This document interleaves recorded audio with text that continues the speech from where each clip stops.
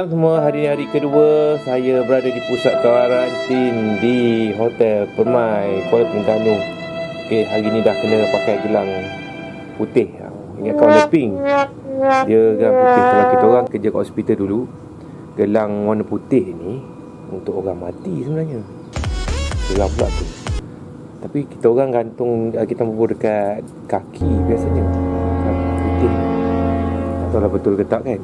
Rasanya praktis macam tu lah dekat orang yang dah meninggal dunia. So hari kedua ni tak banyak yang berlaku. Benda yang sama juga, hanya duduk dalam bilik. Lepas tu pukul 3 tadi dia orang panggil untuk pakai gelang putih. Dah tukar warna dah. Sebelum ni biasa gelang pink. Dan masuk bilik lah. Masuk bilik dan kuarantin macam biasa. Tak ada banyak aktiviti. Makan tetap berjalan lah. Pagi tadi saat breakfast sekali. Lepas tu tea break sekali, tengah hari sekali. Makan memang cukup kat sini. So inilah pemandangan kat luar. Tak ada berubah, sama macam semalam juga. Memang ni je lah pemandangan yang saya akan hadapi. Sekarang ni waktu petang. Kadang-kadang kita terfikirlah, daripada dulu, daripada zaman muda sampai sekarang, mengejar cita-cita, mengejar dunia. So kalau nak ikutkan saya punya sifat pada zaman muda-muda dululah, maksudnya dalam belasan tahun dulu, memang suka menikmati pemandangan macam ni lah. Sebab kita memang asal kampung, memang akan duduk petang-petang, duduk melihat telatah anak-anak kecil bermain, melihat orang lalu lalang dekat simpang kampung. Nampak benda tu macam membuang masa kan. Tapi sebenarnya ada bila dikembalikan kepada fitrah lah kata kan. Kena terpaksa kuarantin 14 hari ni, duduk bertenang-tenang sambil menjenguk tingkap dan memerhati keadaan sekeliling, dia datang perasaan lain sikit lah. Dia ada rasa macam kembali muda, kembali ceria. Sebab apa? Sebab zaman dulu-dulu memang suka menenung alam-alam sekeliling ni. Sekarang ni dah lama dah tak buat kerja macam ni kan. Tengok masjid, contoh itu masjid sini, banyak masjid. Bila azan ni dia akan berkumandang tu, banyaklah masjid akan bunyi. So dari sini banyak 2, 3, 4 masjid kita boleh tengok pemandangan kat sini kan. Ini masjid besar mana ni kita tak tahu. Lepas tu ada apa tu, ada pembakaran secara terbuka berlaku di situ. Jadi benda-benda macam ni lah, benda-benda macam ni yang saya banyak tertinggal selama mengejar cita-cita ni. Tak banyak mengambil masa untuk turun padang tengok keadaan kampung-kampung, ziarah, pergi rumah makcik-makcik kan, ziarah, tengok orang. Banyak benda yang rasa macam yang hilang tu. Tiba-tiba bila dah kena kurung ni, terasa macam perasaan tu kembali lah. Memang itulah, macam itulah macam saya cakap tadi. Zaman muda saya memang suka melepak. Kita panggil lepak kan. Memang kata kaki lepak ni saya lah dulu duduk depan shopping komplek, tengok orang lalu lalang. Kalau duduk kat KL kan, KL pertama tu, KL Bukit Bintang ke, duduk dan memerhati orang lalu lalang. Memang macam tak berfaedah kan, tapi dah dirasa macam satu kepuasan. So sekarang ni bila kena kuarantin ni, macam saya cakap tadi, ada rasa kepuasan tu, tengok orang lalu lalang. Tak tahulah ni hari kedua, kita tak tahu hari-hari akan datang. Mungkin melihat orang lalu lalang sambil menjerit keluar, kita tak tahulah. Okay, ni pasal pemandangan tadi. Kita balik semula kepada makanan kita. Ni makanan malam. Okay, this is dinner for tonight. Okay, kena consume sebelum pukul 8 malam. Tadi ada buah aku dah makan dah. Lepas tu ada manisan sikit, pengat ke apa tak tahulah. Air teh-o, nasi lauk, tadi sikit bajeri nenas kot, telur goreng. Tu dalam tu apa, ayam masak merah kot. So, kita tak nak merungut pasal makanan. Biar orang lain yang komplain, bukan saya punya perangai. Saya tak akan komplain sangat pasal makanan, melainkan makanan tu tidak menepati keselamatan makanan. Kalau selagi dia boleh masuk dalam tekak tapi tak kena dengan selera kita boleh tolak makan makanan tersebut. Tapi janganlah kita menghina. Sebab orang lain boleh makan, of course kita boleh makan. Tapi kalau semua orang tak boleh makan dan banyak komplain, so kita memang kena komplain. Setakat ni hari kedua, rasanya tak adalah membosankan lagi. Sebab tak sempat nak rasa bosan. Sebabnya banyak tidur. Lepas tu ada lagi aktiviti kat luar, berjumpa orang ramai lah. Setakat tak rasa lagi apa-apa. Tak ada rasa macam kebosanan ataupun rasa macam nak gila ke tak lah. Okey je. tengok pemandangan. Sebenarnya kalau ada bila kita tengok pemandangan kan, renung ke langit, renung ke bukit Bukau sana tu, kita sambil-sambil tu kita muhasabah diri kan, muhasabah diri, tengok balik apa di dalam diri kita yang tak kena.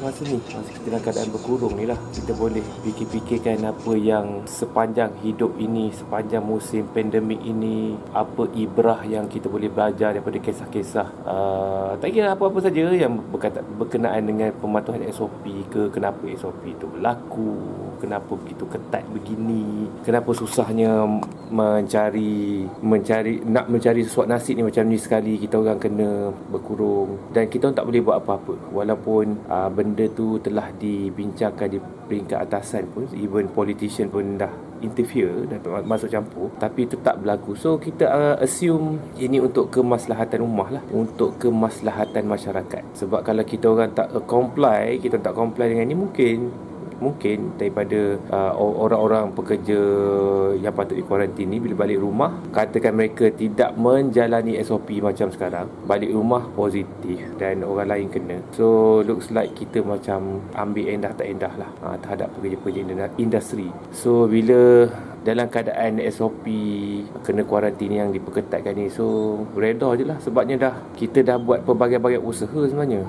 Usaha masih lagi berjalan. Sebab sebenarnya kita banyak pilihan lain sebenarnya. Pada saya sendiri, personally, saya ada pilihan lain. Saya ada rumah kosong, ataupun kita sewa rumah kosong ke, ataupun siapa yang ada rumah besar, boleh duduk dekat bilik masing-masing dan ikutlah SOP penjarakan sosial semua tu kan. Tapi entahlah, memang perlu dikuarantin di hotel-hotel. Kita tak tahulah apa sebenarnya yang berlaku. Memang tak ada bantahan lah, terpaksa ikutlah demi sesuatu nasib, demi untuk mendapatkan gaji. Setiap 25 hari bulan ke atas tu cocok ATM dapat gaji. Itulah sekarang yang terpaksa kita comply lah. Setakat ni masih lagi terkawal lah keadaan. Apa yang saya ada untuk menghiburkan hati lah. Okay. Kebetulan nak janjikan cerita, saya ada beli kabel daripada untuk iPhone, untuk dia connect melalui HDMI ni kat belakang ni. Kita connect melalui HDMI kat belakang LCD ni. So okey lah, sebelum ni ada pakai, boleh je nak pakai mirroring cast chrome ke apa kan, benda-benda macam tu yang wireless kan. Tapi you punya frame rate tu akan reduce, akan drop. Contohlah macam bila kita pakai telefon dengan kabel, contohlah video YouTube tu 60 frame per second, so keluar kat TV pun sama. Contoh kalau kita tengok video tu 60 frame kat TV pun sama. Berbanding dengan kalau kita pakai yang jenis yang jenis wireless tu, dia cast ke TV tu, dia akan drop sikit. Sebab dia ada connection melalui Wi-Fi tau. Dia akan drop. Contoh kita demo saya test 60 frame per second video. Okay, contoh tengok yang Costa Rica ni. Dia terus keluar, dia terus play dekat ni lah. So dia punya frame rate dia tak jatuh, dan memang clear lah gambar dia, memang HD, full HD. Boleh okey jugalah produk ni. Okey sangat. Murah je, dalam RM40 lah. So siapa yang ada menghadapi masalah yang sama, boleh lah. Selain siapa yang kuarantin tu, boleh beli, kalau mampu beli PS5 ke, buatlah apa-apa yang perlu kan, untuk diri sendiri, supaya tak bosan. Kalau tidak nanti susah. 14 hari ni kalau tak ada apa-apa hiburan memang habis lah. Tu saya ada iPad ni lah untuk nak melukis ke kan, makan kuaci ni, ada yang living. Bawa apa-apa yang perlu supaya kita nampak macam banyak kan. Bila datang kuarantin tu, sebenarnya 14 hari ni macam rumah kedua kita. Apa yang kita selalu buat kat rumah, so kita buat je lah kat sini. Ada aktiviti. Kalau kita kat rumah pakai diffuser yang living ni, boleh lah dekat sini. Bawa lah, benda kecil je pun. Kalau kat rumah pakai iPad, bawa lah sini iPad. Kalau kat rumah selalu pakai laptop, bawa lah laptop, tak ada masalah. Supaya kita tidak tercari-cari aktiviti yang sesuai. Sebab kalau dalam cara psikologinya, kalau seorang manusia tu terkurung dan tak dapat keluar dalam penempatan dia, 12 seconds later. Contoh macam apa yang berlaku kat sini, kita orang ni dekat dalam bilik ni, tak ada apa yang boleh kita orang keluar daripada sini. Memang tak boleh keluar. Jadi memang aktiviti tu sangat terhad lah dengan ruang lingkup yang sangat kecil ni. Kalau dapat pergi swimming pool ke, boleh berenang ke, pergi gym ke, okey lah juga kan. Tapi pusat kuarantin ni sendiri dah didesign begitu, duduk dalam bilik. Sebab saya dengar dekat tempat-tempat lain ada pusat kuarantin dia, staff hotel bersama dengan staff yang akan dikuarantin akan masuk dalam quarantine center tu, dan staff hotel tu sendiri akan bertukar dengan kru yang kuarantin. That mean kalau orang kuarantin 14 hari, akan ada staff hotel yang akan jaga 14 hari juga bersama kru-kru yang terlibat, kru yang bekerja ni. Lepas tu dia orang akan balik semula, dia orang akan pulang, kru akan naik kerja, dia akan balik ke rumah. Macam tu dia akan tukar, sama macam orang yang bekerja untuk kuarantin ni lah. So benda tu boleh praktik sebenarnya. Jadinya kita orang boleh dibenarkan untuk main gym ke, ataupun pergi swimming ke. So tak adalah rasa macam terkurung betul macam ni.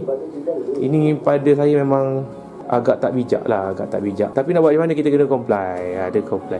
Tapi dalam keadaan kita kena comply tu pun sebenarnya boleh, kalau ada pihak yang bijak pandai di luar sana. Benda yang secomplicated macam ni pun korang boleh aturkan untuk kami. Ini kan pula untuk nak aturkan supaya kru hotel di-isolatekan bersama kita orang dan keluar bersama. Bila kita orang naik kerja, dia orang boleh balik rumah. So benda ni macam boleh, it's doable, boleh dilakukan. Bukan benda perkara mustahil kan. Tapi tak tahulah apa yang telah berlaku sekarang. Macam kita tengok semua pekerja-pekerja ni di seluruh sekitar Kuala Terengganu ni, dia scattered, duduk di berbagai-bagai tempat lah, scattered around sekitar bandar Kuala Terengganu. Dan kalau digabungkan dengan hotel-hotel besar macam ni, boleh macam dan tak terima gas daripada luar, tak terima gas daripada orang luar masuk, dan buat quarantine center untuk industri. Dan kita orang dibahagikan mengikut grup, dan contohlah okey, grup ni boleh mandi swimming pool sekian-sekian pada tarikh sekian-sekian, dan pada tarikh berikutnya orang lain tak boleh mandi dah. So benda tu boleh dipikirkan, ini bukanlah satu idea, tapi boleh dipikirkan kemudian lah, supaya tidak mengganggu psikologi kami lah. Kalau macam ni lah keadaannya. Ini baru 2 hari, masih lagi tak rasa bosan pun. Tapi kalau lama-lama nanti kita tak tahu. Tunggu dan lihat je lah. Sebab tak boleh keluar. Pelik sangat. Orang duduk penjara pun boleh juga keluar bercucuk tanam kan. Kami kat sini duduk dalam bilik saja. Hanya tingkap ni je saja tempat kami untuk mengintai kat luar. Okey, rasa itu sajalah laporan saya untuk hari kedua semasa dikuarantinkan ni. Sepanjang sesi video ini, kalau ada kata-kata yang mungkin tersalah kata, saya mohon maaf kepada pihak-pihak berwajib. Saya tidak condemn anda jika mana-mana pihak autoriti kesihatan kan, sebab korang kita nampak memang pihak autoriti kesihatan memang buat kerja sangat bagus. Boleh kata tip-top dengan dia punya borangnya, proses untuk pemakaian gelang putihnya, proses nak swab test, memang TikTok. Flow dia cantik, saya puji yang tu. Dalam masa kita nak jaga kesihatan awam ni, kena fikirkan juga psikologi pada pekerja lah. Tak bolehlah macam untuk jaga satu part, abaikan satu bahagian yang lain, di mana semua aspek-aspek tu kita perlu, secara delicate ni perlu diuruskan dengan baik lah, supaya industri terus berjalan. Okey, akhir kata daripada saya, selamat petang. Dan malam ni macam biasalah, saya akan tidur je lah kalau tak ada banyak aktiviti hari ni. Sekian, terima kasih.